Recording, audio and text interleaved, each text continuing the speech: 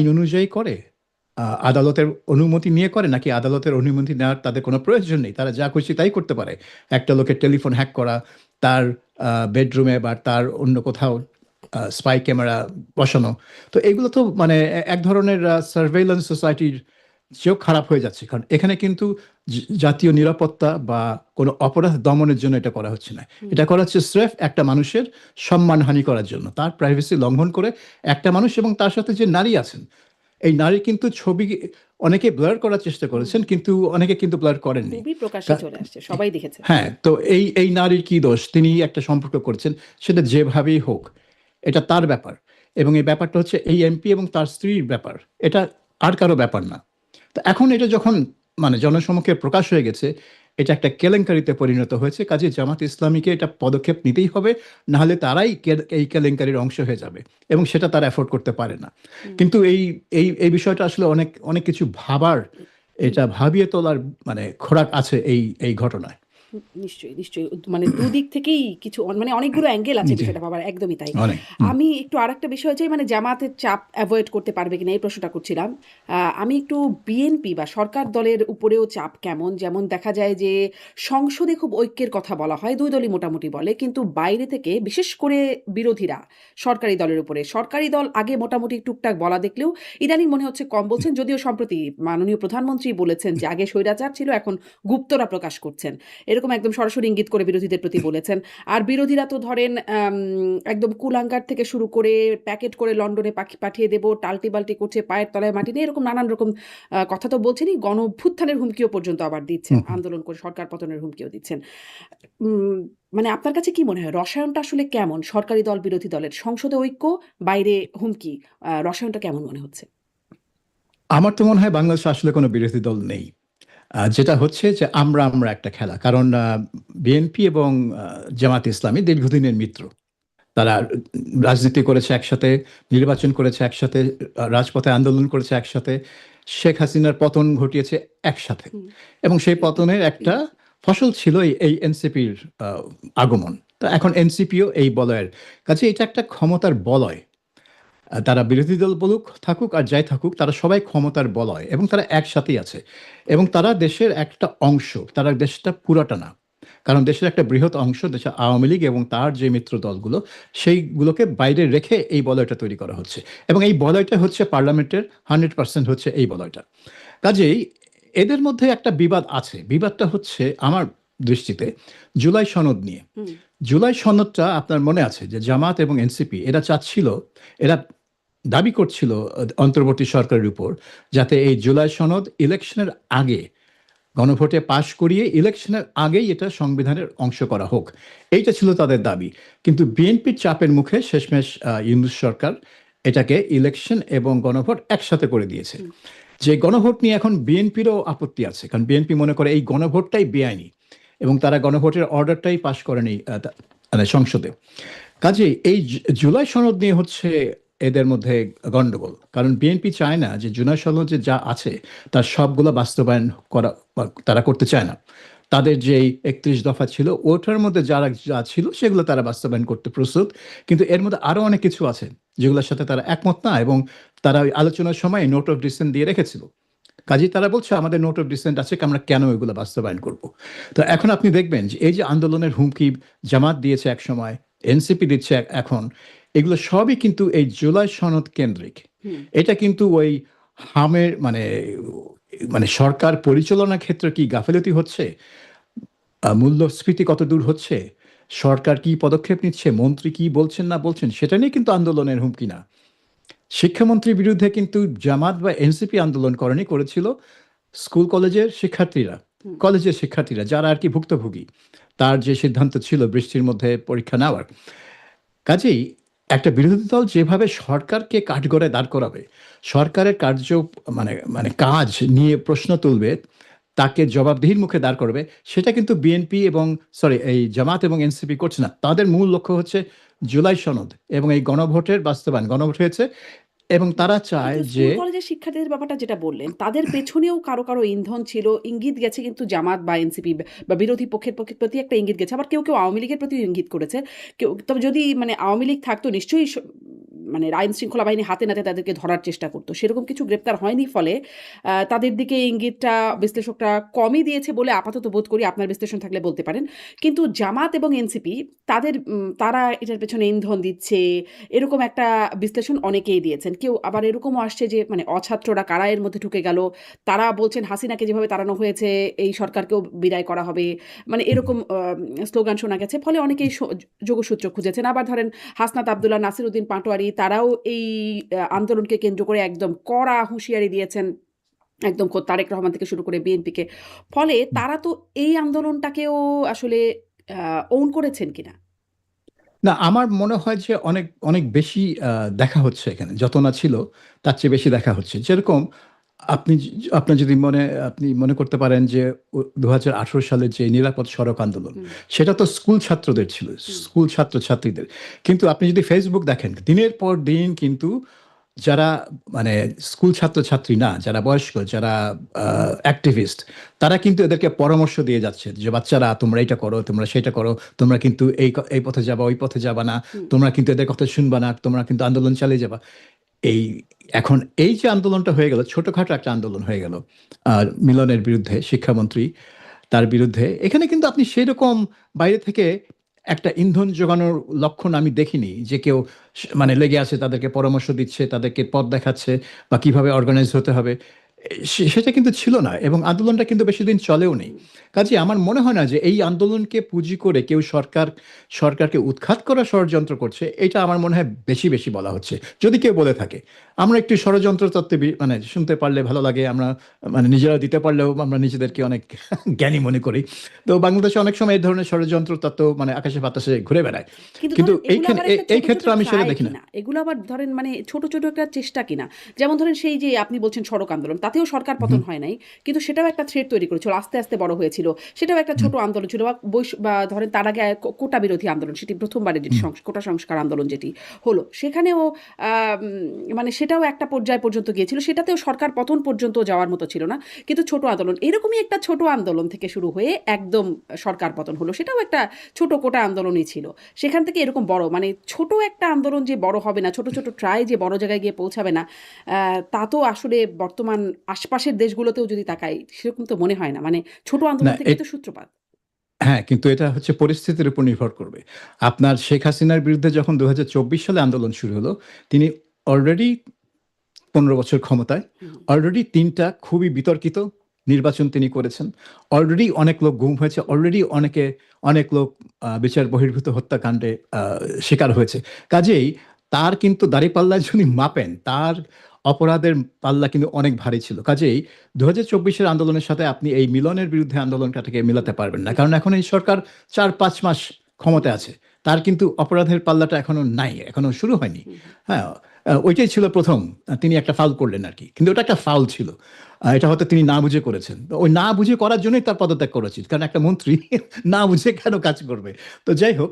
So আমি মনে করি যে হ্যাঁ, এইটা একটা সরকারের এমন একটা পর্যায়ে যায় যখন আ একটি ছোট আন্দোলনটা বড় হতে পারে।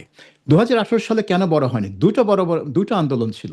এবং ২টা আন্দোলনের পিছনেই কিন্তু অনেক ইন্ধন ছিল যে এটাকে একটা চরম সরকার বিরোধী আন্দোলনে পরিণত করার। কিন্তু এটা হয়নি, কারণ বাংলাদেশের অর্থনৈতিক অবস্থা 2018 সালে অনেক ভালো ছিল। 2024 সালের তুলনায় অনেক ভালো ছিল। কারণ এটা কোভিডের আগে, এটা ইউক্রেন যুদ্ধের আগে।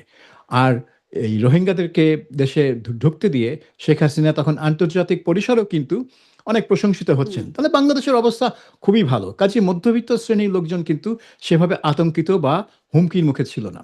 2024 সালে গিয়ে মানে ছবিটা মানে হুম, সম্পূর্ণ পাল্টে গিয়েছিল। কাজেই সবকিছুই তখন শেখ হাসিনার প্রতিকূলে, এবং তিনি হ্যান্ডেল করতে পারেননি জিনিসটি। 2018 সালে যাই করতেন তিনি পার পেয়ে গেছেন, কিন্তু 2024 সালে তিনি পার পাননি।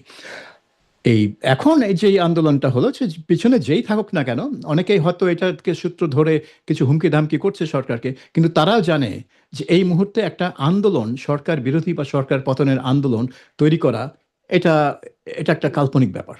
জি, জি, এটা হবে না। স্পষ্ট। মানে একদমই মানে আমি এই সূত্রে একটু ভারতের আন্দোলন নিয়েও কথা বলতে চাইবো, তবে একটু পরে হুম, কথা বলি। আগে এই প্রসঙ্গটা আসি যে শেখ হাসিনাও ফেরার কথা বলছেন এবং বলছেন হুম, হুম। ডিসেম্বরেই ফিরবেন, সাথে সাথে বলছেন নেতা কর্মীরাও সব প্লেনে বোঝাই করে ফিরবেন, একসাথে দেশে ফিরবেন।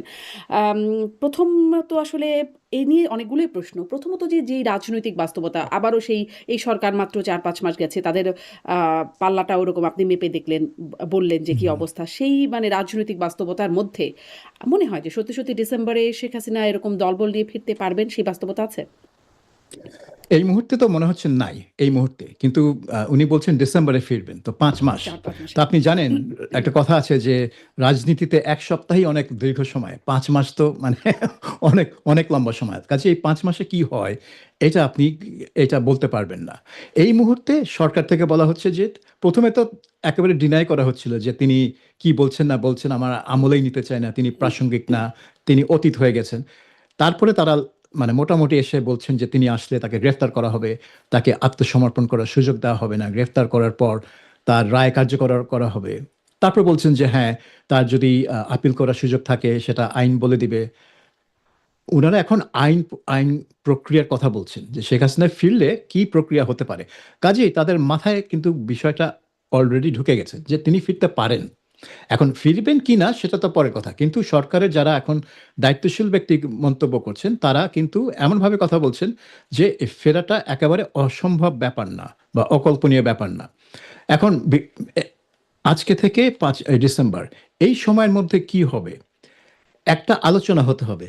কারণ আমার মনে হয় না যে শেখ হাসিনা কোনো সমঝোতা, একটা ন্যূনতম সমঝোতা ছাড়াই, একটা আন্ডারস্ট্যান্ডিং ছাড়া যে তিনি দেশে আ এয়ারপোর্টে নামার পরে কি হবে? তিনি কি আপিল করতে পারবেন? আপিল কি মঞ্জুর হবে কি হবে না? একটা ধারণা না নিয়ে তিনি এই ফিরবেন, সমঝোতা কার সাথে? সরকারের সাথে? এটা তো সরকারের সাথেই করতে হবে। কিন্তু কারণ সরকারই তো দেশ হুম, চালাচ্ছে। হুম। সরকারই সিদ্ধান্ত নেবে। আর কিন্তু শেখ হাসিনা তো সরাসরি সরকারের সাথে কথা বলবে না এবং সরকারও তার সাথে সরাসরি কথা বলবে না।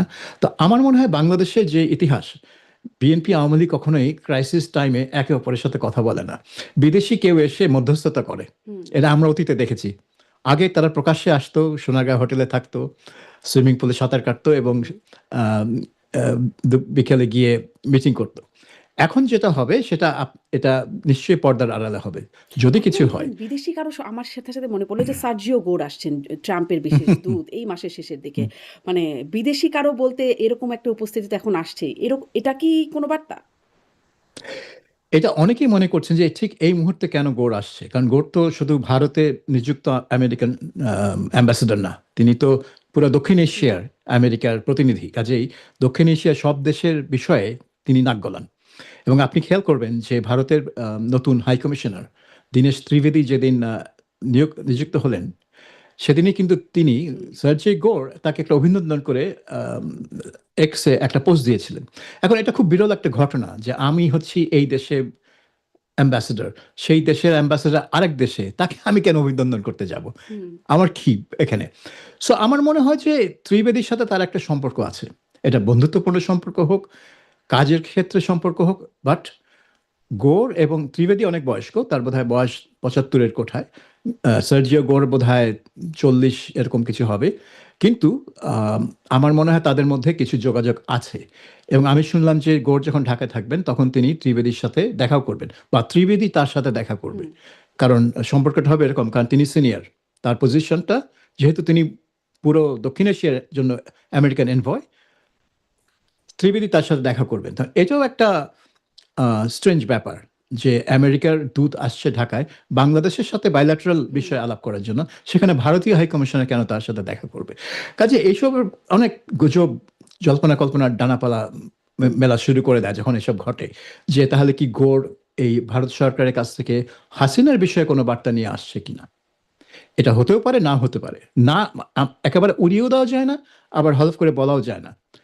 কারণ হচ্ছে যে বাংলাদেশ এখন চীনের সাথে একটা নতুন করে একটা ঘনিষ্ঠ সম্পর্ক।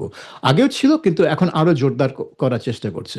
সেটা আবার ট্রাম্প প্রশাসন কিভাবে দেখছে না দেখছে সেটারও একটা বিষয়।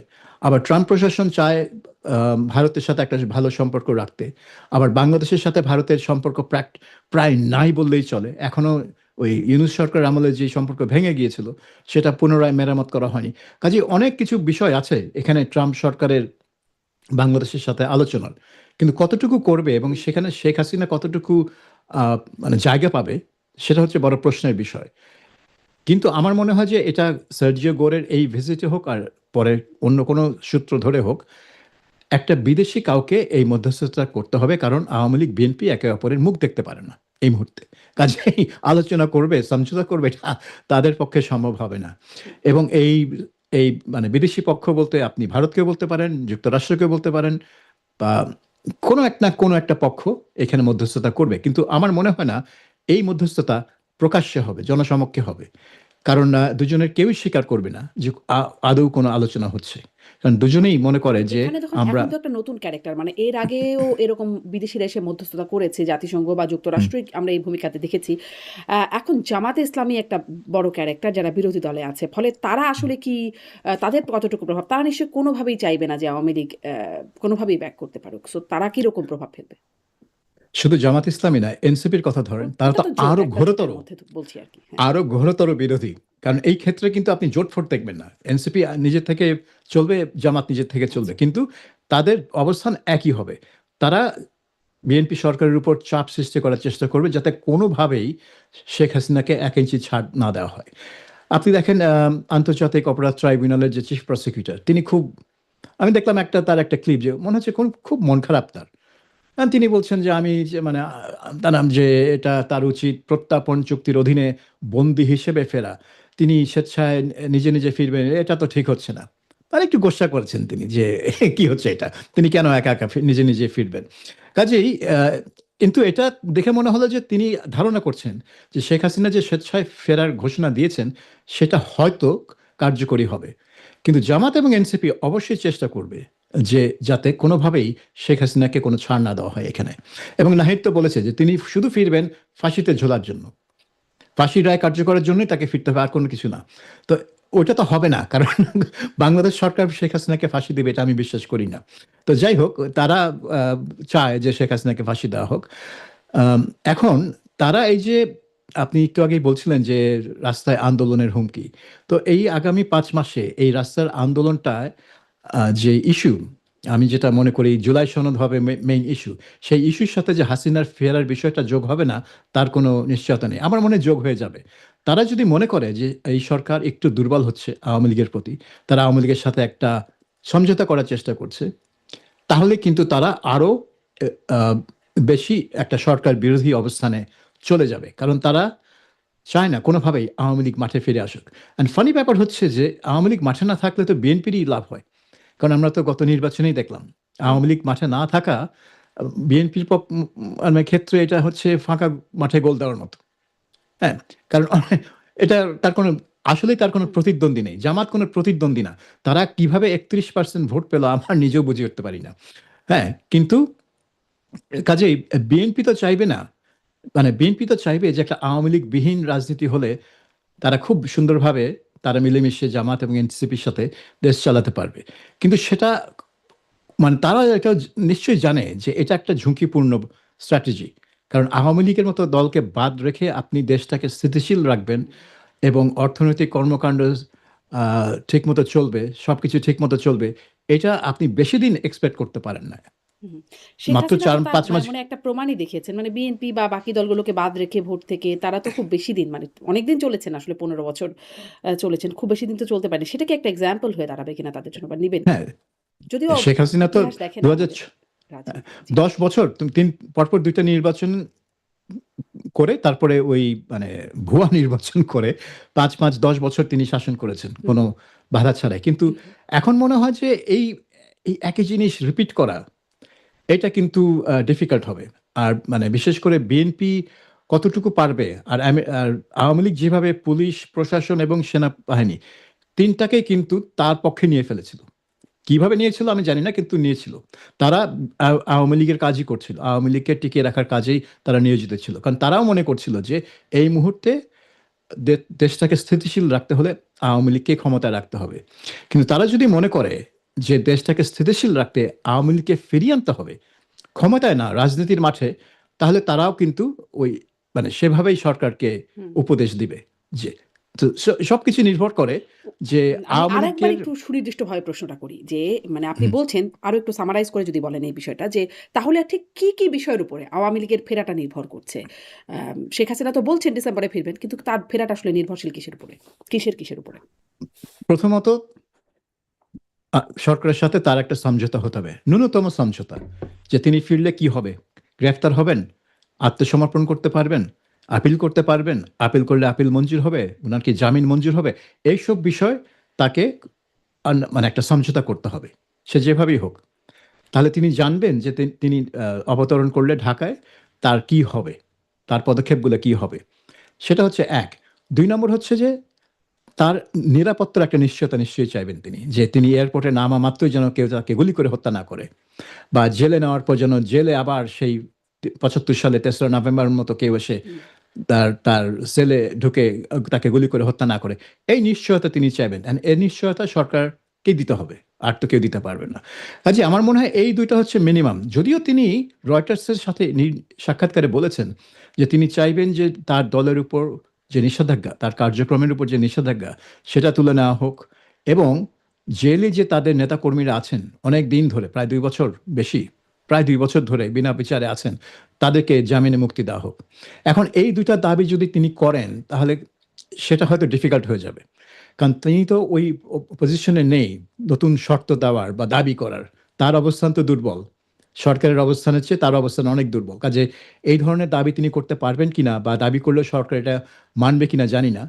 কিন্তু মানে ন্যূনতম আমার মনে হয় যে এই তার নিরাপত্তা এবং ফেরার পর তার আইনি প্রক্রিয়াটা কি হবে, তিনি যে আপিল করতে পারবেন এবং সুযোগটা পাবেন, সেটা নিশ্চিত হলেই আমার মনে হয় তিনি আসতে পারবেন। আর তার না, আর এটা যদি না হয় তাহলে তিনি আসতে পারবেন না। সরকার যদি বলে না আমি তোমাকে কোনো নিশ্চয়তা দিব না, আপনি আসলেই আমি আপনাকে গ্রেফতার করে রায় কার্যকর করার প্রক্রিয়া শুরু করে দিব, তাহলে তিনি আসতে পারবেন না। কেউ তো ফাঁসিতে ঝোলার জন্য হুম। দেশে ফিরবে না। হুম। এখন সরকারের এই অবস্থানের উপরে নিশ্চয়ই অনেক কিছু নির্ভরশীল। আপনি বলছিলেন যে কিছু বিদেশি সমঝোতার দরকার হয়। আ মানে আমরা শেখ হাসিনার মুখে ক্ষমতাচ্যুত হবার আগেও যেমন শুনেছি, পরেও শুনেছি যে আমেরিকা চায়নি বলেই তিনি ক্ষমতায় থাকতে পারেন নাই। বা হুম। আমেরিকা চেয়েছে বলেই তাকে ক্ষমতাচ্যুত হতে হয়েছে। এবং এই কথার প্রতিফলন আমরা আ আন্দোলনে মানে জুলাই আন্দোলনপন্থী যারা আছে ধরেন ফরহাদ মজহার থেকে শুরু করে আসিফ মাহমুদ, সজীব ভুঁইয়া ওনাদের মুখেও শুনেছি যে কিভাবে আসলে বা ধরেন সম্প্রতি সানজিদা তুলি এমপি তিনিও বললেন পিটার হাস্কের রিয়াল হিরো মানে মার্কিন রাষ্ট্রদূতকে।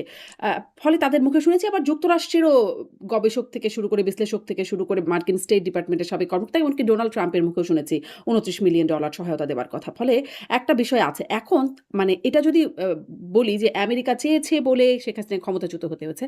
এখন আমেরিকা কি চায়? সেই মানে আমেরিকা না চাইলে কি তিনি ফিরতে পারবেন আ দেশে? এটা খুব কঠিন। আমেরিকা না চাইলে তিনি দেশে ফিরতে পারবেন না এই কারণে যে আমেরিকা যদি না চায় তাহলে কোনো কিছুই হবে না। কারণ এখানে জিনিসটাকে মানে মুভ করতে হবে, তো ঘটনা প্রবাহ মুভ করতে হবে। এখন তো সব স্থবির হয়ে আছে। সব স্টাক হয়ে আছে। একজন দিল্লিতে স্টাক হয়ে আছে। তো এখন এটা কি ভারতীয়রা মুভ করাতে পারবে? বাংলাদেশ সরকার তো ভারতের সাথে সেভাবে সেই সম্পর্ক নেই যে ভারতের কথায় কান দেবে। কান দিবে শুধু আমেরিকার কথায়। হুম, কাজেই আমেরিকা যদি মুভ না করে তাহলে কিছুই হবে না। কাজেই আমি বলব না যে আমেরিকা না চাইলে শেখ হাসিনা ফিরবে না। আমি বলব যে আমেরিকা যদি চায় তাহলে হয়তো শেখ হাসিনা ফিরতে পারবে। আর যদি আমেরিকা কোনো হস্তক্ষেপ না করে তাহলে জিনিসটা স্টাক হয়ে থাকবে। একেবারেই স্টাক হয়ে থাকবে। আরেকটা কথা আমি বলে রাখি যে আমরা অনেকেই বলে যে আমেরিকা এখানে বড় ভূমিকা পালন করেছে। আপনি কতগুলো নাম বললেন, আসিফ মাহমুদ, তুলি ইত্যাদি। শেখ হাসিনা নিজেও বলেছিল, আপনি বললেন, কিন্তু সম্প্রতি কিন্তু তিনি ওই লাইন থেকে সরে সরে এসেছেন। গেছেন। আপনি যদি তার যে লিখিত যেসব ইন্টারভিউ দিয়েছেন, সেসব ইন্টারভিউতে যেরকম আমি ওই রাশিয়ান টিভি, সেখানে একটা লিখিত ইন্টারভিউ পড়ছিলাম। সেখানে তো রাশিয়ান টিভিরা জিজ্ঞেস করছিল যে আপনাকে ক্ষমতাচ্যুত করতে আমেরিকার কি ভূমিকা ছিল? তিনি সরাসরি অস্বীকার করলেন। তিনি বললেন, "না, আমেরিকানরা কোনো আ আমাকে সরানোর জন্য কোনো ভূমিকা পালন ভূমিকা করেনি।" রাখেনি। কাজেই তিনি ওই লাইন থেকে সরে এসেছেন কেন? কারণ এখন তিনি আবার আমেরিকার সাথে একটা সম্পর্ক তৈরি করতে চান। হুম, কাজেই আমেরিকাকে গাল দিয়ে বেড়ালে তো সেটা হবে না। সবাইকে বলতে হবে যে, "না, না, আমেরিকা আমাকে সরায়নি।" কারণ তার আমেরিকাকে এখন প্রয়োজন। শুধু ভারতকে দিয়ে হবে না, আমেরিকাকে প্রয়োজন। আমেরিকা এখন খুবই গুরুত্বপূর্ণ এবং প্রভাবশালী বাংলাদেশে, কিন্তু ভারতের চেয়ে আমেরিকা ধরেন প্রভাবশালী। মানে তার কথায় যে আমেরিকা কিছু করে নাই এরকম একটা কথায় মানে তাদের প্রতি বা আওয়ামী লীগের প্রতি বায়াসড হবে কেন, বা আওয়ামী লীগের এই সহযোগিতাটা কেন করবে, যেখানে বাংলাদেশের ইউনূস সরকার থেকে শুরু করে বর্তমান সরকার তাদের যে মার্কিন চুক্তি থেকে শুরু করে ধরেন মাঝখানেও যে ঘটনাগুলো দেখলাম, সংসদে আমেরিকা ককাস হলো বা সংসদের দক্ষিণ প্লাজায় একটা, ওটা একটা আনুষ্ঠানিকতা, তবুও একটা বার্তা বহন করে বলে অনেকে বলছেন। এই যে বিষয়গুলো হলো মানে আমেরিকার স্বার্থ তো আমেরিকা মানে রাখতেই পারছে। আমি জিজ্ঞাসা করছিলাম এই প্রশ্নটা যে আম মার্কিন চুক্তি, বাণিজ্য চুক্তির বিষয়ে ব্যারিস্টার ফুয়াদ এবি পার্টির সাধারণ সম্পাদক তিনি বলছিলেন যে এই চুক্তিটা করতে হয়েছে সবার সম্মতিতেই তো হয়েছে, করতে হয়েছে নির্বাচনটাকে স্বীকৃতি আদায়ের জন্য, এছাড়া কোনো বিকল্প ছিল না। ফলে মানে আমেরিকা তার স্বার্থ উদ্ধারে যা করা দরকার সেটা তারা করছে, বা বাংলাদেশেরও একটা যোগাযোগ তো ওভাবে হয়েই যাচ্ছে, বা দুজনেরই স্বার্থ, সরকার বা দলগুলোর স্বার্থ, আমেরিকার স্বার্থ। তাহলে সেক্ষেত্রে কেন আওয়ামী লীগ কেন এখানে কোনো রকম স্কোপ পাবে? আমার মনে হয় না যে ডক্টর ব্যারিস্টার ফুয়াদ যেটা বলেছেন যে আহ, নির্বাচনের স্বীকৃতির জন্য বাণিজ্য চুক্তিতে সই করতেছে, আমার মনে হয় এটা একটা বকবাস কথা। বাণিজ্য চুক্তি করতে হয়েছে কারণ আমেরিকা সারা দুনিয়াতে প্রত্যেক দেশের সাথে এই ধরনের বাণিজ্য চুক্তি করছিল। এই চুক্তিটা করার প্রয়োজন ছিল কারণ ট্রাম্প চায় প্রতিটা দেশ আমেরিকা থেকে জিনিস কিনবে, শুধু বিক্রি করবে সেটা হবে না। এবং বাংলাদেশের ক্ষেত্রেও সেটা, বাংলাদেশ আমেরিকা অনেক জিনিস বিক্রি করে কিন্তু কিছুই কেনে না। সেজন্য ট্রাম্প বলেছে হয় তুমি কিনবা, নয় কিন্তু তোমার এই বিক্রি করা জিনিসের উপর আমি 50% ট্যারিফ বসায় দিব। কাজে ওটা হচ্ছে একেবারে বাণিজ্যিক একটা ব্যাপার, এটা ট্রাম্পের একটা পেট প্রজেক্ট। সেটার সাথে এই নির্বাচনের স্বীকৃতি কোনো সম্পর্ক নাই। এটা ব্যারিস্টার ফুয়াদ বাঙালিকে হাইকোর্ট দেখাচ্ছেন এসব কথা বলে। আর আরেকটা জিনিস হচ্ছে যে আমেরিকা কেন, মানে সোজা বাংলায় বলতে আমেরিকার কি ঠেকা পড়ছে আওয়ামী লীগকে সাহায্য করার? কোনো ঠেকা পড়ে নেই, কিন্তু আমেরিকা আমেরিকা চাইবে যে এখন ভারতের সাথে একটা সম্পর্ক করতে, এবং তারা চাইবে যে ভারত এবং বাংলাদেশের মধ্যে একটা স্থিতিশীল সম্পর্ক হোক। কারণ তারা চাচ্ছে যে চীন যাতে এই অঞ্চলে বেশি দূর অগ্রসর হতে না পারে, এবং সেটার জন্য ভারত এবং বাংলাদেশের মধ্যে একটা স্থিতিশীল এবং ভালো সম্পর্ক প্রয়োজন। এখানে অস্থিতিশীলতা চীনের জন্য একটা সুযোগ করে দিতে পারে, এটা তাদের একটা আন্ডারস্ট্যান্ডিং হতে পারে। এবং চীন ইতিমধ্যেই প্রস্তাব দিয়েছে যে তাদের ওই কুনমিং থেকে চট্টগ্রাম বন্দর পর্যন্ত একটা ইকোনমিক করিডোর মিয়ানমারের ভিতর দিয়ে তৈরি করার একটা প্রস্তাব তারেক রহমানকে দিয়েছে, যদিও সেটা এখনো বাংলাদেশ গ্রহণ করেনি মানে এটা নিয়ে ভাববে আর কি। তো চীন তো সেটাই চেষ্টা করছে যে বঙ্গোপসাগরে যাতে তারা দ্রুত প্রবেশ করতে পারে, অ্যাক্সেস পায়। কাজে আমেরিকা চাইবে না যে এই অঞ্চলে ভারত এবং বাংলাদেশ একটা বৈরী সম্পর্ক এবং একটা অস্থিতিশীল পরিবেশ থাকুক। আর সেখানে যদি শেখ হাসিনাকে ফিরিয়ে নেওয়া এবং আওয়ামী লীগকে রাজনীতির মাঠে ফিরিয়ে নেওয়া যদি বাংলাদেশে একটা ভারসাম্য তৈরি করে, যার ফলে বাংলাদেশ এবং ভারত একটা মিনিংফুল একটা ওয়ার্কিং রিলেশনশিপ রাখতে পারে, তাহলে আমেরিকার জন্য এটা একটা সাকসেস আমার আমার আমার মতে। সো এটা আওয়ামী লীগের প্রতি ভালোবাসা বা কোনো ঠেকানা, এইটা হচ্ছে তাদের জিওপলিটিক্যাল ইন্টারেস্টের কারণে যে এই অঞ্চলে আমি স্থিতিশীলতা চাই, এবং সেটার জন্য যদি আওয়ামী লীগের প্রত্যাবর্তন প্রয়োজন হয় রাজনীতিতে, লেট মানে হোক সেটা, এটা তো কোনো বাধা হতে পারে না। এবং এটার পিছনে ভারতের একটা নিশ্চয়ই একটা ভূমিকা আছে, কারণ ভারত বলতে পারে যে আমার দেশে এত হাজার আওয়ামী লীগের আশ্রয় নিয়ে আছে, শেখ হাসিনা দিল্লিতে আশ্রয় নিয়ে আছে, আমি তো এদেরকে ফেলে দিতে পারি না, কিন্তু এদেরকে আমি ফিরিয়েও দিতে পারি না যদি না তাদের রাজনৈতিক করার অধিকার ফিরে আসে। কাজেই হয়তো আমেরিকা এই এই এই চিন্তা থেকে এই কাজটা করতে পারে। আমি আর অন্য কোনো দেখি না যে আমি হাসিনার প্রতি কোনো হুম। এখন দুর্বলতা বা ভারতের ভালোবাসা। অবস্থানও মানে যুক্তরাষ্ট্রের বিষয়টা মোটামুটি ভূ রাজনৈতিক ইন্টারেস্টের একটা ব্যাপার আছে। আর ভারতের অবস্থানটা যেখানে ভারতের পররাষ্ট্র মন্ত্রণালয়ের মুখপাত্র রণধীর জয়সওয়াল সংবাদ সম্মেলনে তিনি বললেন সাংবাদিকের প্রশ্নের জবাবে তাদের মানে শেখ হাসিনার প্রত্যর্পণ প্রশ্নে তো যখন তাকে প্রশ্নটা করা হলো তিনি বললেন যে তাদের অবস্থানের বা দৃষ্টিভঙ্গির কোনো পরিবর্তন হয় নাই এ বিষয়ে। এখন ভারতেও ওই ককরোচ পার্টি সিজেপি হুম। তারা আন্দোলন করছে, বেশ ভালোই বড়সড় আন্দোলন হয়ে গেছে এখন সেটি, এবং আরও গড়াচ্ছে আন্দোলন। এই আন্দোলনে যখন মোদী সরকারই একরকম একটু ঝুঁকির মধ্যে পড়ে যাচ্ছে বা টালমাটাল একটা অবস্থার মধ্যে তাদের যেতে হচ্ছে, তখন মানে এর একটা প্রভাব এর উপরেও পড়বে কিনা, মানে শেখ হাসিনার প্রত্যর্পণ, শেখ হাসিনা ফিরবেন এই সিদ্ধান্তর উপরে কোনো রকম প্রভাব পড়বে কিনা তাদের নিজেদের আমার মনে অবস্থান? হয় না হুম। আমার মনে হয় না যে এই তেলাপোকা পার্টি আন্দোলন আম, মানে শেখ হাসিনা নিয়ে ভারত সরকারের নীতির উপর কোনো প্রভাব ফেলবে। এটার কারণ হচ্ছে শেখ হাসিনাকে আশ্রয় দেওয়া এবং তাকে অতিথি হিসেবে ট্রিট করার পেছনে কিন্তু শুধু বিজেপি না। এখানে কিন্তু ভারতের সকল আম আপনার রাজনৈতিক দলের সম্মতি আছে। এটা কিন্তু সর্বসম্মতিক্রমে তারা শেখ হাসিনাকে আশ্রয় দিয়েছে এবং আওয়ামী লীগকে আশ্রয় দিয়েছে। সেখানে আওয়ামী লীগের যারা গেছে ওখানে। এখানে একেবারে সর্বদলীয় সম্মতি আছে। কাজেই এটা ঠিক বিজেপি বা নরেন্দ্র মোদীর নীতি না। এটা ভারতের রাষ্ট্রীয় নীতি। কাজেই ককরোচ পার্টি কি করলো না করলো সেটা মোদীকে এফেক্ট করতে পারে। বিজেপির শাসনকে এফেক্ট করতে পারে। কিন্তু হাসিনার সাথে ভারতের সম্পর্কটাকে এফেক্ট করবে না। এখন আপনি বলতে পারেন যে সিপিজি আসলে কতটা কতটা মানে মানে প্রভাবশালী বা কতটা কি করতে পারে। এখন দেখেন দিল্লিতে কিন্তু আগেও বড় আন্দোলন হয়েছে, কৃষকদের আন্দোলন হয়েছে। দিল্লি অভিমুখে কৃষকদের যাত্রা পাঞ্জাব এবং হরিয়ানা থেকে এটা হয়েছে। তারপরে যখন ওই জাতীয়তা নিয়ে আম অনেক আন্দোলন হলো। ওই ন্যাশনাল সিটিজেন হুম, কি একটা সার্টিফিকেট একটা তৈরি করার জন্য যেখান থেকে যেটার মাধ্যমে ভারত থেকে অনেক তারা আশা করছিল অনেক মুসলমানকে তাড়িয়ে দেওয়া যাবে। পরে দেখা গেল আসামে ওই তালিকায় যাদের নাম এসেছে তাদের বেশিরভাগই হিন্দু নাম, মুসলমান নাম না। তখন তারা একটু বেকায়দায় পড়ে গেল। বাট এইগুলো নিয়েও কিন্তু তখন 2016, 17, 18 এই সময় ব্যাপক 18 পরেও ব্যাপক আন্দোলন হয়েছে এবং কিন্তু বিজেপি কিন্তু মানে তার মসনদ মানে নড়ার তো দূরে থাক, তার কিন্তু আম মানে প্রভাব সারা দেশে বাড়তেই থাকে। আপনি দেখলেন যে এই কিছুদিন আগেই তারা পশ্চিমবঙ্গে ১ম বারের মতো হুম। একটা ব্যাপক বিজয় পেল বিধানসভা নির্বাচনে। যেটা ইতিহাসে হয়নি যে একটা ডানপন্থী হিন্দুত্ববাদী দল পশ্চিমবঙ্গের মতো উদারপন্থী বা ধর্মনিরপেক্ষ রাজ্যতে ক্ষমতা দখল করে নিবে। এটা আগে হয়নি। এবার হয়েছে। কাজেই বিজেপির প্রভাব কিন্তু সারা দেশে এখন প্রবল। এটা বোধহয় তাদের ইতিহাসে সবচেয়ে বেশি ব্যাপক তাদের প্রভাব এবং তাদের যে নিয়ন্ত্রণ বিভিন্ন রাজ্যসভাগুলোর উপর। এত বেশি রাজ্যসভার উপর নিয়ন্ত্রণ বিজেপি এর আগে কখনো পায়নি। কাজেই দিল্লিতে কি হচ্ছে না হচ্ছে সেটা কিন্তু বিজেপিকে অতটা ভাবাবে না। কারণ সংসদীয় গণতন্ত্রে আপনার হ্যাঁ, একটা সরকার যখন বেকায়দায় পড়ে, যখন সে তার ক্ষমতা প্রয়োগ করতে পারে না, তার দেশ চালাতে পারে না ঠিকমতো, সে তার সামনে একটা অপশন থাকে নির্বাচন ডাকার। একটা আগাম নির্বাচন ডেকে দিল। সরকার চলে গেল, নতুন নির্বাচন হলো। বিজেপি হয়তো সেটা করতে পারে যদি সেই অবস্থা হয়। কারণ বিজেপির হয়তো একটা চিন্তা থাকতে পারে যে আমি তো একটা ল্যান্ডস্লাইড ভিক্টরি পাবো। একটা ল্যান্ডস্লাইড ভিক্টরি দিয়ে আমি এদেরকে দেখিয়ে দেব যে কে আসলে রাজা। কিন্তু সেই ঝুঁকিটা নরেন্দ্র মোদী নেবেন কিনা সেটা হলো প্রশ্ন। কারণ অনেক সময় এই ঝুঁকি নিয়ে পরে দেখা গেল যে না পরিস্থিতি উল্টে গেল। কারণ ককরোচ পার্টি হয়তো একটা একটা আপার হ্যান্ড পেয়ে গেল তখন হয়তো পরিস্থিতি উল্টে যেতে পারে।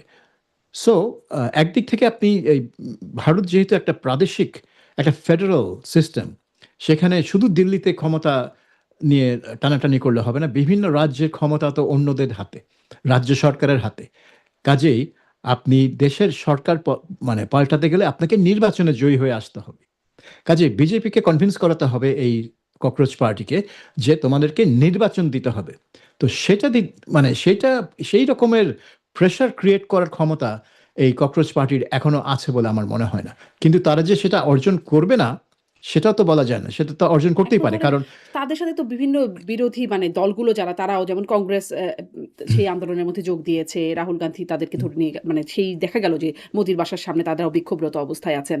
মানে বিভিন্ন দল, আম আদমি পার্টি তারা যুক্ত হয়েছে। মানে রাজনৈতিক দলগুলো তো যুক্ত হয়ে যাচ্ছে যারা বিরোধী পক্ষে। হ্যাঁ, তাদের পক্ষে তাদের সমর্থন দিচ্ছে। আম কিন্তু ব্যাপার হচ্ছে যে এইটা মানে ককরোচ পার্টি যখন শুরু হয় তাদের যেই জনসমর্থন ছিল বা তাদের যে জনপ্রিয়তা ছিল সেটা কিন্তু বাড়ছে। আমি দেখলাম যে তারা শুধু দিল্লি না, তারা বেঙ্গালুরু, মুম্বাই, আহমেদাবাদ, হায়দ্রাবাদ বিভিন্ন শহরে তারা এখন বিক্ষোভ করছে। কাজেই তাদের অ্যাক্টিভিটি কিন্তু স্প্রেড করছে। যতই স্প্রেড করবে বিরোধী দল এটা থেকে মানে একটা শক্তি অর্জন করতে পারবে। কিন্তু ককরোচ পার্টি আসলে কোন দিকে যাবে কে জানে? নির্বাচনের সময় আসলে তারা কি বিভিন্ন কংগ্রেস বা অন্যান্য বিরোধী দলকে সমর্থন দেবে? আমি জানি না। বিজেপি এই মুহূর্তে ভারতের একমাত্র জাতীয় দল। কংগ্রেস এখন আর জাতীয় দল নেই কারণ সে কয়েকটা পকেটে তার জনপ্রিয়তা আছে, কয়েকটা পকেটে। আর জাতীয় দল বলতে যারা সারা দেশে যাদের নিয়ন্ত্রণ আছে বিভিন্ন জায়গায় প্রাদেশিক এবং সরকারি মানে ফেডারেল গভর্নমেন্টে, সেটা হচ্ছে বিজেপি। সো কংগ্রেসকে নতুন করে আবার জাতীয় দলে পরিণত হতে হবে। গত নির্বাচনে তারা খারাপ করেনি, তারা বেশ ভালোই করেছিল, প্রায় 200টা সিট পেয়েছিল। কিন্তু তারপরেও তারা ঠিক ওই বিজেপির যে জাতীয় স্প্রেড সেটা তাদের নেই, তাদের আগে ছিল, অনেক কমে গেছে। সো তাদেরকে নিজেদের অ্যাপিল আরো বাড়াতে হবে। আর এই ককরোচ পার্টি এটা কি করবে এখন? এখন একটা মানে এখনো প্যাটার্ন, মানে এই একটা প্যাটার্ন সৃষ্টি হলো কিনা আন্দোলনের, মানে এই প্যাটার্নটাকে কিভাবে একটা সফল হয়েছে বাকিরা ফলো করছে এরকম, নাকি ধরেন বাংলাদেশের আন্দোলন, তার আগেও জেন জির যে আন্দোলন এবং বাংলাদেশ ভারতের এই বিষয়গুলো, যেমন 24-এর গণ অভ্যুত্থানের কথা যদি বলি, সেখানে শেখ হাসিনা সেই রাজাকার শব্দটাকে পিক করে মানে সেটি আন্দোলনের একটা হুম বড় জায়গা হয়ে গেল। তারপরে এখানেও ছোট করে শুরু করতে চেয়েছিল, খুব একটা হয়নি, বা যেটি আপনি বিশ্লেষণ করছেন এটা এমন কোনো কারণ পায় নাই যে শিক্ষামন্ত্রীর বিরুদ্ধে যে আন্দোলন, সেখানেও ফার্মের মুরগি শব্দটাকে নিয়ে খুব তোলপাড় হুম হলো। ভারতেও প্রধান বিচারপতির সেই ককরোচ বা তেলাপোকা শব্দটা নিয়ে হুম আন্দোলন শুরু হয়ে গেল, এবং সেই জেন জির আন্দোলন একই রকম ভাবে, মানে একটা প্যাটার্ন তৈরি হয়ে গেছে কিনা এই মানে বিশ্বজুড়ে আন্দোলনের। এখন যেটা হচ্ছে যে আপনার সামাজিক মাধ্যমের বদৌলতে কে কোথায় কি বলছে এটা আমরা দ্রুত জেনে হুম, যাচ্ছি। হ্যাঁ, এবং এটা জেনে যাচ্ছি খুব মানে শর্ট ফর্মে। আমাকে ১ ঘন্টার বক্তৃতা শুনতে হচ্ছে না। আমাকে কিন্তু একটা ক্লিপ দিয়ে দিচ্ছে সোশ্যাল মিডিয়া। একটা রিল, একটা শর্ট YouTube এ, যেটা আরকি ১ মিনিট, ১.৫ হুম, মিনিট। হুম, সেখানেই কিন্তু আপনার এই ককরোচ, এই ফার্মের মুরগি এইসব শব্দগুলো চলে আসছে। কাজেই আমি কিন্তু খুব সহজে ক্ষিপ্ত হয়ে যাওয়ার সুযোগ পাচ্ছি। হুম, কারণ এই তরুণ সমাজ ক্ষিপ্ত হয়ে যাচ্ছে। তাকে সে যখনই মনে করছে যে তাকে আ অবজ্ঞা করা হচ্ছে, তাকে নিয়ে হাসি ঠাট্টা করা হচ্ছে, তাকে খাটো করা হচ্ছে, তখনই সে ক্ষিপ্ত হয়ে যাচ্ছে এবং রাস্তায় নেমে পড়ছে। এবং এটা সে একা না। কারণ সবাই তো সামাজিক মাধ্যম দেখছে। কাজেই একসাথে lakh, lakh young people offended হচ্ছে। আগে যেটা হতো না। আগে আপনাকে বসে, বসে একটা বক্তৃতা শুনতে হতো। তারপরে মনে করতে হতো উনি কি বললেন, কি বুঝলাম না। হ্যাঁ, পত্র-পত্রিকায় কি লেখা হলো? পত্রিকায় হয়তো ওটা নাই, ওই বাক্যটা হয়তো নাই। ফলে হারিয়ে গেল। এখন হারানোর কোনো সুযোগ নেই। বলছেন তো এটা রিল এবং শর্টস আকারে প্রতিটা সামাজিক মাধ্যমে ঘুরছে এবং লাখ, লাখ ছেলেপেলে এটা দেখছে এবং তারা সব একযোগে ক্ষিপ্ত হয়ে যাচ্ছে। তো এই খ্যাপার আ আমরা নমুনা দেখছি এখন, এবং এটা thanks to social media. Social media না থাকলে এই স্প্রেডটা, এই কমিউনিকেশনটাই হতো না। হুম। জি। হ্যাঁ, মানে সোশ্যাল মিডিয়ার কারণেই এই প্যাটার্নটা তৈরি হলো। আরেকটা মানে ২-১ টা অন্য বিষয়েও যাই। সোশ্যাল মিডিয়াতেই বিশেষ করে একটা বিষয় দেখা যাচ্ছে, এটি বাংলাদেশের আ মানে প্রসঙ্গেই বলছি যে, ইদানিং সিনিয়র সাংবাদিক এই মানে এটাও একটা ট্যাগ হয়ে গেছে। এটাকেও একটু নেগেটিভলি দেখা হচ্ছে, এই বিশেষণটাকে, মানে এই পদটাকে অবজ্ঞাসূচকভাবে বা তামাশা করে বলা হচ্ছে। মানে এটাকে কিভাবে দেখেন? এরকমটা হওয়া কি যৌক্তিক? এটার পেছনে কারণ আছে? নাকি আপনার কাছে কি মত? আপনার মত কি? আমার এটার পিছনে একটা কারণ আছে, আমি সিউর যে কিছু, কিছু সাংবাদিক যারা সিনিয়র, সিনিয়র সাংবাদিক কাদেরকে বলে? যাদের একটা বয়স হয়েছে। হুম, প্লাস যারা এই পেশায় একটা সময় কাটিয়েছেন, অভিজ্ঞতা। হয়তো ২০, ২৫, ৩০ বছর কাটিয়েছেন। তাদেরকেই তো সিনিয়র সাংবাদিক বলে। আগে তো ছিল, মানে এখনো আছে একটা পদবি, সিনিয়র রিপোর্টার, সিনিয়র এডিটর, হুম, সিনিয়র সাব এডিটর, এগুলো পদগুলো এখনো আছে। কিন্তু তাদেরকে সিনিয়র সাংবাদিক বলা হয় না। তারা তাদের পদ অনুযায়ী চলে। কিন্তু যারা আরকি হয়তো অনেকদিন কাজ করেছেন, হয়তো আর কাজ করছে না, তারা নিজেদের পরিচয় দেয় সিনিয়র সাংবাদিক হিসেবে। এবং এদের অনেকেই যেহেতু এখন সরকারের বিরুদ্ধে, বিশেষ করে ইউনূস সরকারের বিরুদ্ধে টক শোতে বা নিজেদের প্ল্যাটফর্মে কথা বলছেন, তাই তাদেরকে তাদের কথাবার্তা নাকচ করার জন্য, ডিলেজিটিমাইজ করার জন্য তাদেরকে একটা ট্যাগ দিতে হবে। সো সিনিয়র সাংবাদিকটাকে একটা তাচ্ছিল্য করা হলো।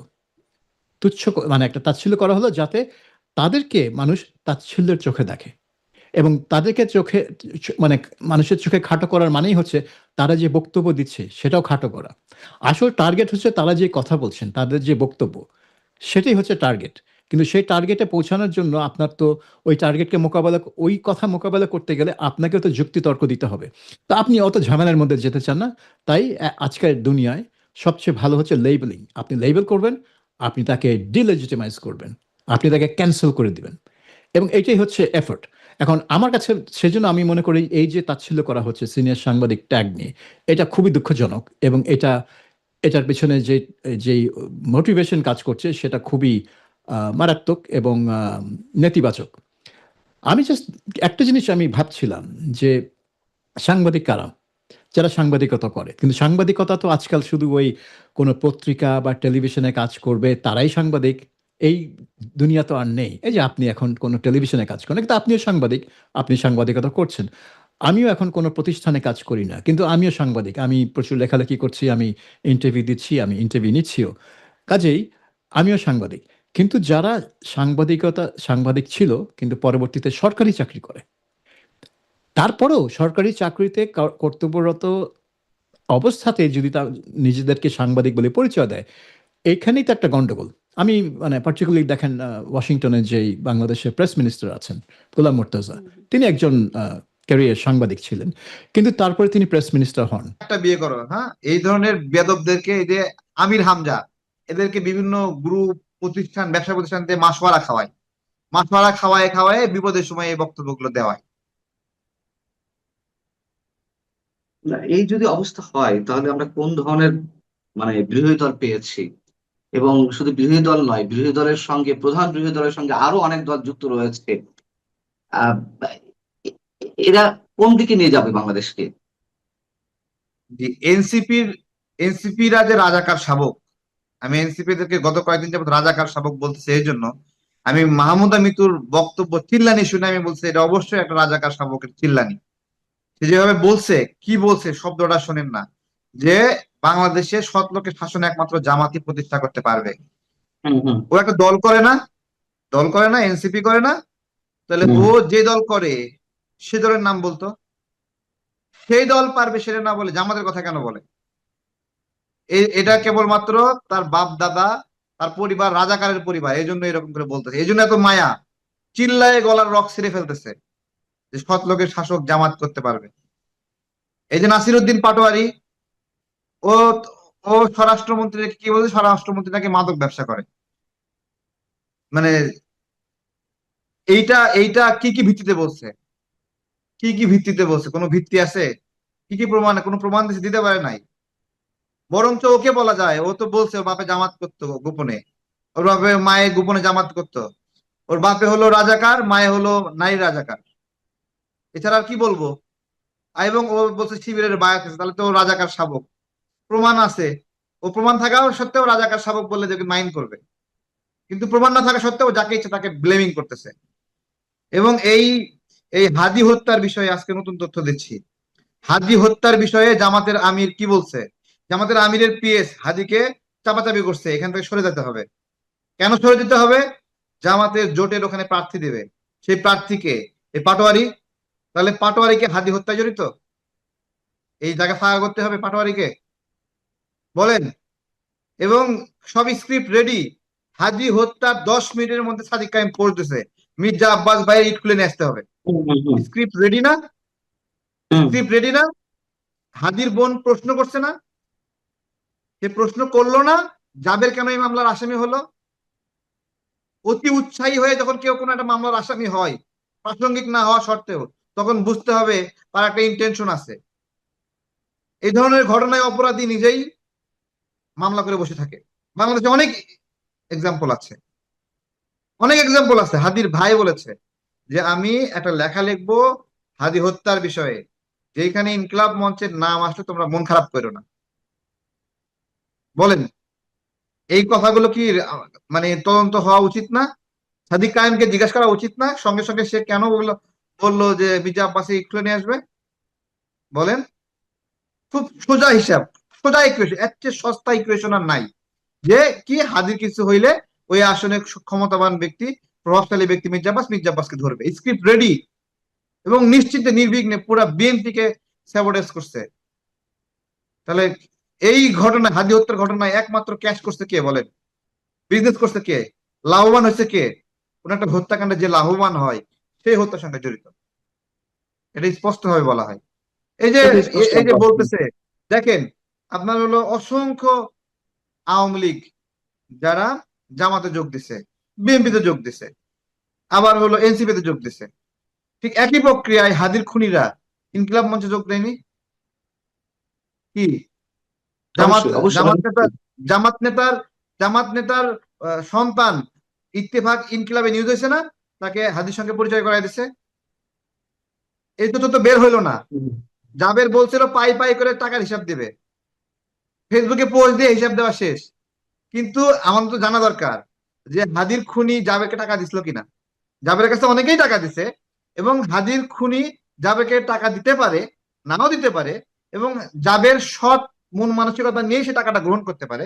কিন্তু জানা দরকার আছে না টাকাটা তার অ্যাকাউন্টে ঢুকছিল কিনা।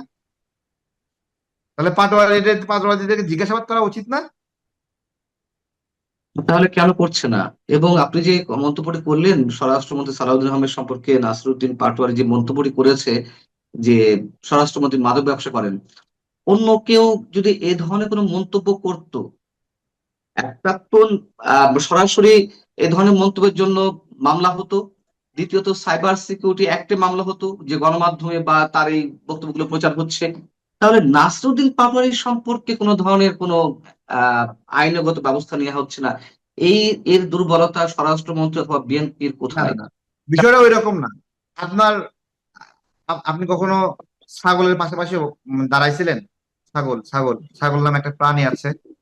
ছাগল যদি ম্যায় ম্যায় করে, কেউ কি যায় মুখ চাপা ধরে যে চুপ হুম। করে? অথবা ছাগলকে কি লাঠি দিয়ে বাড়ি দেয় ম্যায় ম্যায় করার কারণে? জানে ওরে লাঠি দিয়ে বাড়ি দিলে আরো ম্যায় ম্যায় করবে। তো নাসিরুদ্দিন পাটোয়ারি হলো সেই ছাগল, জানে বাড়ি দিলে আরো চিল্লাবে। তো হচ্ছে ও চিল্লাতে চিল্লাতে ক্লান্ত হয়ে থেমে যাবে পরে। তাহলে যা ইচ্ছা তাই বলে যাবে, মানে সেনা প্রধানকে এতদিন এই তো আটক এখন করেছে। এখন তো মাঝে মাঝে মনে হয় যে এ, জামাত ক্ষমতায় আছে, এরকম মাঝে মাঝে মনে হয়। মাননীয় প্রধানমন্ত্রী কিন্তু অসহায়তা প্রকাশ করছে যে সারা জায়গায় গুপ্তের সরাসরি সরকারের মধ্যে। আপনি হ্যাঁ, দেখছেন আমি মনে হয়। তো এটা আমি সেই এটা বিষয়টা। একটা এটা পরিষ্কার করতে হবে না? যেই মন্ত্রী হুম। যেই মন্ত্রী শিবির নেতাকে পিএস বানাইছে, ওটা ধরতে হবে না? ওই মন্ত্রীকে জিজ্ঞাসা করতে হবে না? অবশ্যই যে এমপি সেটা করা জিজ্ঞাসা করতে উচিত হবে আমরা না? মনে শুধু করি। বলতে হবে, ধরতে হবে, ধরে ধরে বের করতে হবে এগুলোকে। আমি ওই জন্য বলছিলাম যে আওয়ামী লীগ এখন বাংলাদেশের রাজনীতিতে দর্শকের মতো। দর্শককে গোল দেওয়া যায়? দর্শককে গোল দেওয়া যায় বলেন? প্রশ্ন ওঠে না, প্রশ্ন ওঠে না। গোল গোল দেওয়া যায়? দেওয়া যায় না। সুতরাং দর্শক কি ফাউল করে? দর্শক ফাউল করে না। হুম। যে মানে সঠিক প্রতিপক্ষ নির্ণয় করা, দেশের দুশ্মনকে নির্ণয় করা, দেশের শত্রুকে নির্ণয় করা, প্রথমে একটা বিচক্ষণতা, এইটা করতে হবে। তবে এই যে ধরতে পারছে যে সব জায়গায় গুপ্তের ছড়াছড়ি, ধরতে যেহেতু পেরেছে, সেহেতু ট্রিটমেন্টও শুরু হবে এখন। সব আতঙ্কে আছে। এখন আবার সব গুপ্ত বলবে আমরা তো জামাত করি না, আমরা তাবলিগ করি। ট্রিটমেন্ট কি তাবলিগ আসলেই শুরু হবে? অনেকে অনেকে তো বলেন যে জামাতকে সাথে ট্রিটমেন্ট নিয়ে শুরু বিএনপি। হয়েছে। ট্রিটমেন্ট শুরু হ্যাঁ, সরি। হয়েছে, এবং ট্রিটমেন্ট শুরু হওয়ার কারণেই ওই যে সব জামাতিরা তাবলিগ জামাত হয়ে গেছে এখন। আচ্ছা, তাবলিগ জামাতের ভেষ ধরছে। কিন্তু একথা তো অনেকেই এখন মন্তব্য করেন যে জামাত আর বিএনপি আসলে মিলেমিশে রাষ্ট্র পরিচালনা করছে না, না, বিএনপি এবং কে তো জামাতের জামাতকে প্রয়োজন, জামাতকে তুলতে জামাতকে চায় তো না। বিএনপির প্রয়োজন ছিল। জামাতকে বিএনপির প্রয়োজন ছিল না? জামাতের আমিরকে বিএনপির প্রয়োজন না? এখানে তো আওয়ামী লীগ নির্বাচনে অংশগ্রহণ করেনি, করার সুযোগ নাই, সেই প্রেক্ষাপট হুম, নাই। হুম। মির্জা আব্বাস ভাই বলছিলেন সকল সবার অংশগ্রহণের নির্বাচনে নির্বাচন চান উনি, কিন্তু উনি এটা শক্তিমত্তার সাথে বলেননি, দৃঢ়তার সাথে বলেন নাই। বলছেন বলার মতো করে বলছেন, কিন্তু সেই প্রকৃত রাজনৈতিক দলকে বিএনপি এবং আওয়ামী লীগ বাংলাদেশের শক্তি, বাংলাদেশের মুক্তিযুদ্ধ ধারক বাহক, তাই না? তার মধ্যে একটা দল নাই নির্বাচনে। তাহলে জামাত অংশগ্রহণ করছে। এখন শফিকুর রহমান নির্বাচনে জিততেছে না, এখন নাহিদ নির্বাচনে জিততেছে না, এখন সরকার বিরোধী দল বানাবে কারে দিয়ে বলেন? কারা দিয়ে বানাবে? এমনি এমনি তো এই পরিস্থিতির সৃষ্টি হয়নি। আপনি যোগ বিয়োগ এখন তো মিলান। এখন তো নির্বাচন হয়ে গেছে। এখন তো নির্বাচন হয়ে নির্বাচন গেছে। হয়ে গেছে। এখন শফিকুর রহমান যে নিজের আসনে গিয়ে 12,000 ভোট পায়, সে অপরিচিত একটা জায়গায় ঢাকায় আসে নাকি নির্বাচিত হয়েছে। ঠিক আছে, অপরিচিত একটা জায়গায় নিজের আবাস না, নিজের কিছু না, সেখানে এসে নির্বাচিত হয়েছে। নাই ঢাকা 11 আসনে কোনোদিন রাজনীতিই করেনি, সেখানে যাই নাকি নির্বাচিত হয়েছে। এগুলো আমাদেরকে বিশ্বাস করতে হয়। অ্যাকচুয়ালি প্রধানমন্ত্রী বিএনপি দলীয় জোট করা করতো। ছিল না তো। মানে তাছাড়া বিরোধী দল বানাবেন কি দিয়ে আপনি? গোলাম পরোয়ার হারছে, গোলাম পরোয়ার যে একটু হইচই করে, হ্যাঁ, হুম, সে হুম। হারছে। জামাতের আমিরও যদি হারতো তাহলে কি অবস্থা হতো? তারপরে আহমদ সাহেব নাকি একটা আসলে চট্টগ্রামের ওইদিকে কক্সবাজারের একজন আছে, হামিদুর রহমান। হামিদুর হ্যাঁ, রহমান আজাদ। হেও হারছে। তাহলে সেও হারছে, গোলাম পরোয়ারও হারছে, শফিকুর রহমানও যদি হারতো, নাহিদ ইসলামও যদি হারতো, আপনি কি দিয়ে বিরোধী দল বানাইতেন বলেন আপনি?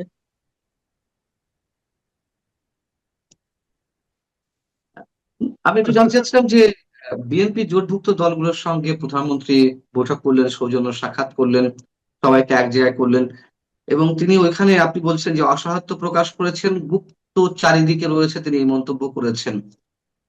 তিনি কি আসলেই অসহায় বোধ করছেন? জামাত যে কোনো কিছু করতে পারে সেই ধরনের আশঙ্কা আসলে বিএনপি শুনেন, রয়েছে?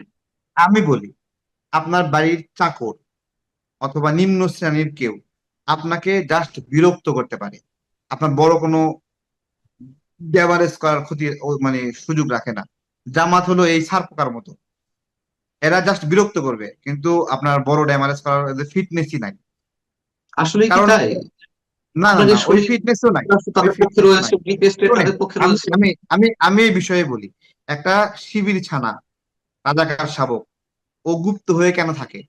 কারণ ও সারাক্ষণ হীনমন্যতা থাকে যে ওর বাপে রাজাকার ছিল, এই জন্য বাধ্য হয়ে গুপ্ত হয়ে থাকতেছে। ওর পরিচয়টা প্রকাশ করতে পারে না, এবং যতদিন পর্যন্ত জামাত ক্ষমতায় না যাবে ততদিন পর্যন্ত ওরা এই গুপ্ত হয়ে থাকবে।